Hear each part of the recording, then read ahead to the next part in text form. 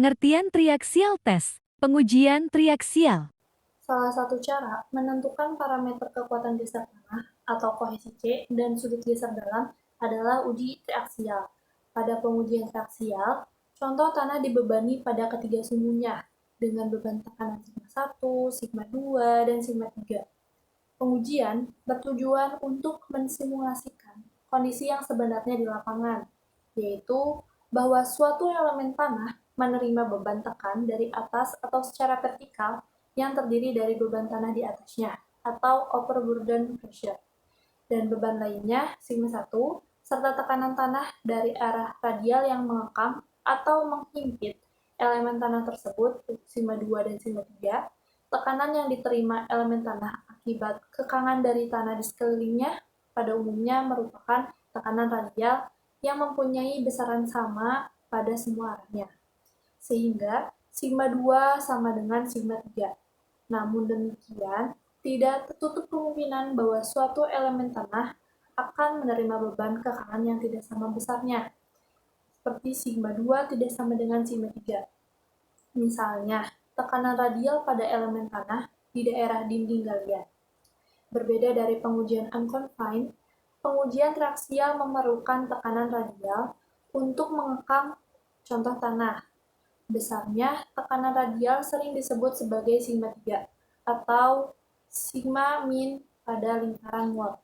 Sedangkan besarnya tekanan yang mengakibatkan hancurnya contoh tanah dinamakan tekanan maksimum atau sigma 1.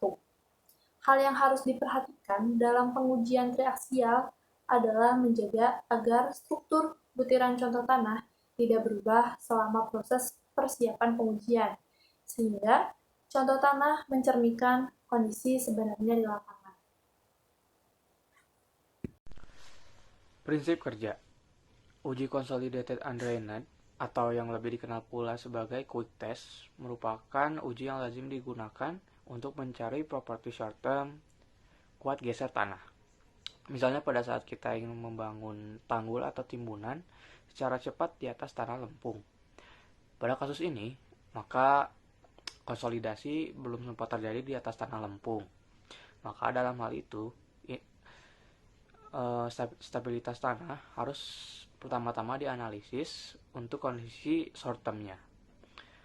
Bila kita menggunakan kriteria keruntuhan Moore column, maka di akhir uji UU ini diharapkan kita dapat memperoleh properti tanah short term kohesi dan sudut geser tanah. Metode pelaksanaan. Tujuan percobaan ini adalah untuk pengukuran consolidated undrained strength terhadap spesimen yang berbentuk silinder dari tanah-tanah kohesif baik dalam keadaan undisturbed maupun remolded dengan menggunakan salah satu cara strain control atau stress control pada alat axial compression test load di mana spesimen dalam keadaan menerima tekanan sekelilingnya dalam triaxial chamber atau sel triaxial. Tujuan utama dari percobaan ini adalah untuk mendapatkan nilai parameter tegangan geser, yaitu kohesi, serta nilai sudut perlawanan geser, dengan cara memvisualisasikan grafik lingkaran Moore. Parameter tegangan geser ini digunakan untuk mengetahui bidang keruntuhan tanah yang diuji. Dalam praktikum ini, mengetahui bidang metode yang dilakukan adalah pengukuran tegangan total yang bekerja pada spesimen, dan selanjutnya dapat dikoreksi terhadap tegangan air pori. Alat percobaan. Alat-alat yang digunakan dalam percobaan ini adalah 1. Axial loading device, alat triaxial compression yang berupa dongkrak yang digerakkan oleh motor elektronik melalui transmisi fair yang dilengkapi dengan kompresor untuk memberikan tegangan hidrolik ke dalam chamber triaxial. Yang kedua, axial load measuring difference berupa profiling ring, strain gauge, hydraulic load cell untuk tanah dengan principal stress pada saat failure kurang dari 1,00 ton per feet kuadrat. Axial loading measuring device harus mampu mengukur satuan axial load sampai ketelitian 0,01 ton per feet kuadrat. Untuk tanah dengan principal stress pada saat failure lebih dari 1,00 ton per feet kuadrat, axial load measuring device harus sanggup mengukur axial load sampai ketelitian kurang lebih 1,00% dari axial load pada saat failure. Kelima, specimen cap dan specimen base. Dibuat dari bahan tahan karat berpenampang bulat, berat spesimen cap dan base harus kurang dari 0,5% dari beban aksial saat failure. Diameter spesimen cap dan base harus sama dengan diameter tanah spesimen. Spesimen base dihubungkan dengan triaxial chamber sedemikian rupa sehingga tidak dapat bergeser pada arah horizontal. Spesimen cap dibuat sedemikian rupa agar dapat memegang piston tetap sentris. Permukaan silinder dari spesimen base dan cap yang berhubungan dengan membran atau karet pembungkus tanah harus rata dan bebas dari geseran-geseran agar tidak terjadi kebocoran-kebocoran. 4. Triaxial compression chamber, suatu alat di mana di dalamnya dapat dipasang L-cylinder cell spesimen ditutup dengan impermeable membran yang di atas spesimen dan di bawahnya dipegang oleh spesimen base. Piston dipasang sentris di atas spesimen untuk meneruskan beban aksial yang mengakibatkan spesimen tertekan pada arah aksial di antara spesimen cup dan spesimen base. Piston harus dibuat sedemikian rupa sehingga gesekannya sangat kecil. Ketiga, chamber pressure maintaining device harus dapat mengontrol chamber pressure sampai ketelitian kurang lebih 1,00%. Alat ini terdiri dari reservoir yang disambungkan pada triaxial chamber fluid. Bagian atas reservoir dihubungkan dengan tekanan udara. Tekanan udara dikontrol dengan pressure regulator dan diukur dengan pressure gauge.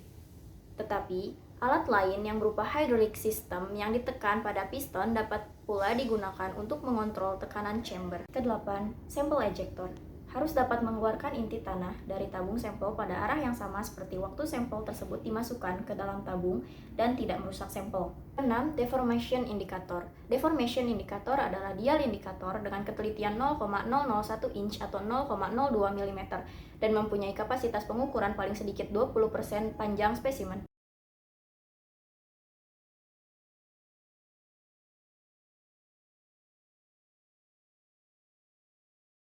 Ke-10, timer. Alat pengukur kelangsungan waktu sampai ketelitian 1 detik digunakan untuk menetapkan rate of stress to strain.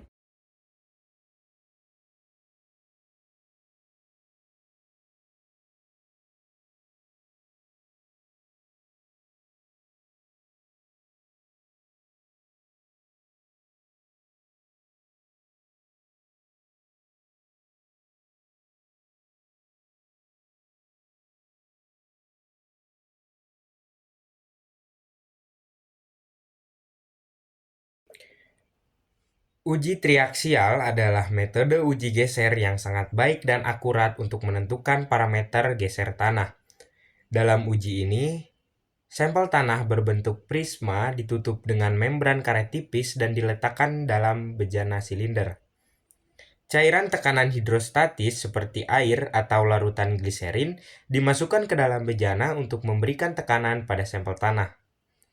Adapun 3 tipe standar uji triaksial. Yang pertama ada consolidated drain, lalu ada consolidated undrain, dan yang terakhir ada unconsolidated undrain. Dalam percobaan ini digunakan tipe unconsolidated undrain, di mana tidak diizinkan aliran air selama memberikan tekanan sel, dan sampel tanah diuji sampai keruntuhan dengan memberikan tegangan deviator tanpa aliran air. Selanjutnya ada prosedur dari percobaan ini, di mana kurang lebih membutuhkan 21 langkah dalam melakukan percobaan ini. Yang pertama, ambil 3 buah sampel dari tabung, cetak dengan alat pencetak sampel sehingga berbentuk silinder dengan diameter sama dengan setengah tinggi. Lalu timbang masing-masing sampel dan cari berat satuan volumenya. Selanjutnya, reservoir harus penuh. Tutup dahulu semua keran dan periksa semua sambungan ke pesawat. Ukur tegangan air pori. Bila pada tabung yang berisi air raksa terdapat gelembung-gelembung udara, maka hal tersebut harus dihindarkan karena akan mempengaruhi pengukuran tekanan air pori. Selanjutnya, buka klep-klep saluran yang menghubungkan alat triaksial dengan alat ukur tegangan air pori. Kemudian pasang batu berpori pada alat triaksial. Lalu buka klep buret agar air dari buret masuk ke saluran menuju alat triaksial. Selanjutnya tutup klep buret bila batu berpori sudah jenuh air.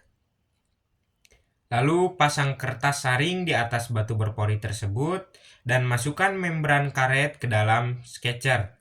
Kemudian jalankan pompa vakum sehingga membran karet menempel pada dinding dalam sketcher. Selanjutnya, masukkan sampel dalam sketcher dan membran diselubungkan. Lalu letakkan silinder kaca di atas sampel dan letakkan butir penekan yang akan meneruskan tekanan sampel di atas silinder kaca tersebut.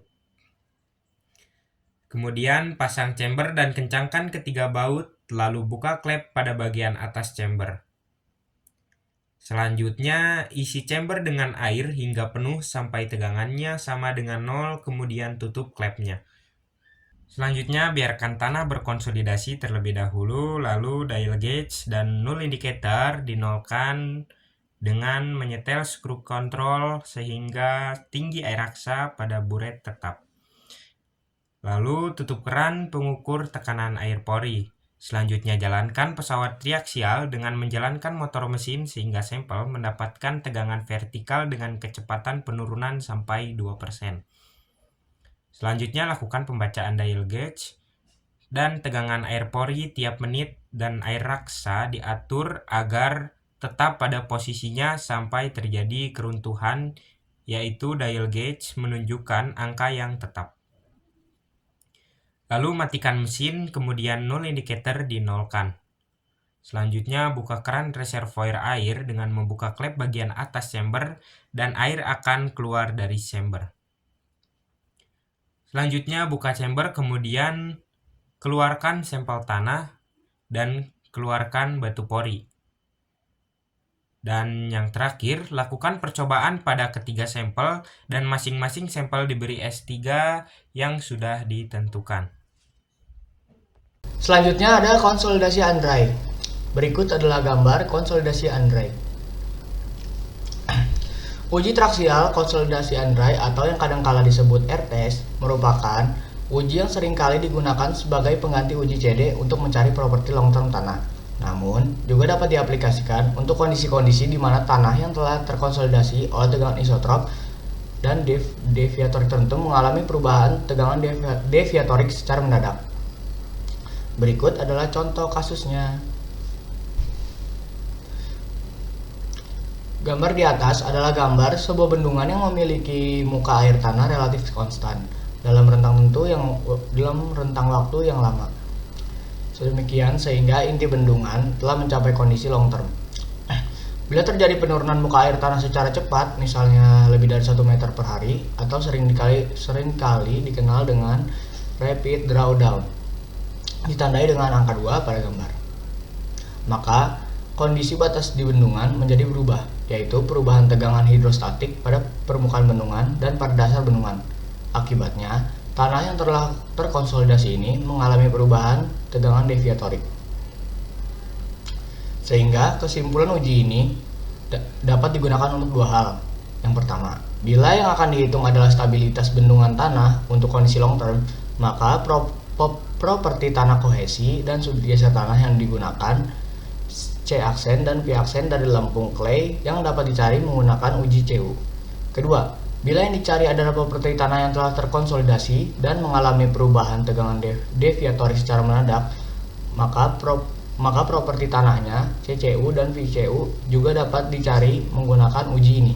Hasil percobaan mirip pada uji CD. Di sini kita juga akan memperoleh lingkaran Moore dengan kemiringan berbeda yang dibatasi oleh tegangan prekonsolidasi. Namun tidak seperti uji CD yang memiliki tegangan total dan efektif yang berhimpit. Di sini tegangan total dan efektif dipisahkan oleh tegangan air pori. Untuk benda uji yang overkonsolidasi dapat kita lihat bahwa tegangan total digambarkan putus-putus. Mereka memiliki nilai yang lebih rendah daripada tegangan efektif sampel, digambarkan dengan garis tak putus-putus. Seperti telah dijelaskan sebelumnya, ini disebabkan oleh tegangan air pori negatif yang terjadi pada benda uji. Nilai kohesi tidak sama dengan 0 karena adanya efek overkonsolidasi, di mana butiran tanah tidak hancur karena hanya dibebani oleh tegangan konsolidasi yang lebih rendah daripada tegangan prakonsolidasi. Untuk benda uji yang terkonsolidasi normal, maka tentunya tegangan efektif tanah akan lebih kecil daripada tegangan totalnya. Perhatikan bahwa kohesi tanah bernilai 0 pada tanah yang terkonsolidasi normal. Garis hijau tak putus-putus. Bila kita gabungkan kedua gambar terakhir di atas, maka diperoleh gambar gabungan seperti berikut. Pada gambar di atas, dapat dilihat dengan jelas bahwa daerah pembatas antara lempung terkonsolidasi normal atau overkonsolidasi ditandai dengan perubahan kemiringan dari permukaan runtuh Mohr kolom dari tegangan efektif, garis hijau terputus-putus. Ini penting karena kriteria keruntuhan Mohr kolom merupakan kriteria untuk kerangka solid tanah tegangan efektif.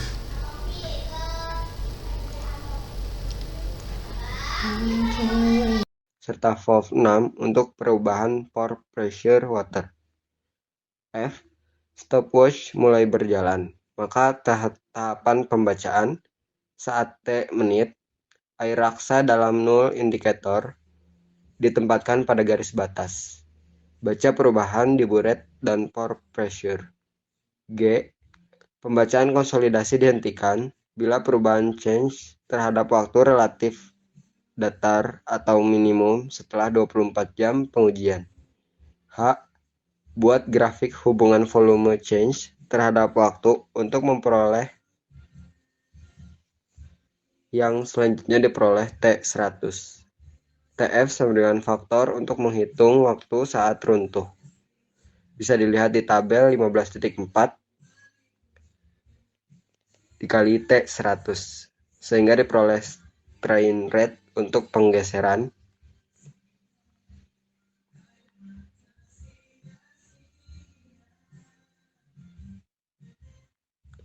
tahap 2. Penggeseran A. Berdasarkan strain rate yang diperoleh dari hasil uji konsolidasi, maka tentukan nomor kecepatan yang digunakan, di mana kecepatan geser yang digunakan harus lebih rendah dari strain rate yang diperoleh dari hasil uji konsolidasi. B. Persiapkan form pembacaan untuk perlawanan piston, volume change, dan pore pressure terhadap strain. C. Buka valve untuk aliran air dari sampel tanah saat digeser atau CD test, namun ditutup pada CU test untuk yaitu valve 5 dan 7 serta valve 6 untuk perubahan pore pressure water. F. Stopwatch mulai berjalan, maka tahapan pembacaan saat T menit, air raksa dalam null indikator ditempatkan pada garis batas. Baca perubahan di buret dan pore pressure. G. Penggeseran dihentikan apabila nilai tekanan proving ring turun dalam 3 bacaan atau tegangan failure telah tercapai. Uji consolidated drain atau CD test.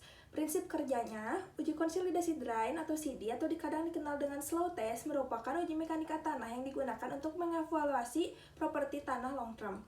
CD dinamakan slow test karena ia berkaitan dengan durasi uji CD yang bisa memakan waktu harian bahkan mingguan. Kapan sih kita harus menggunakan uji CD?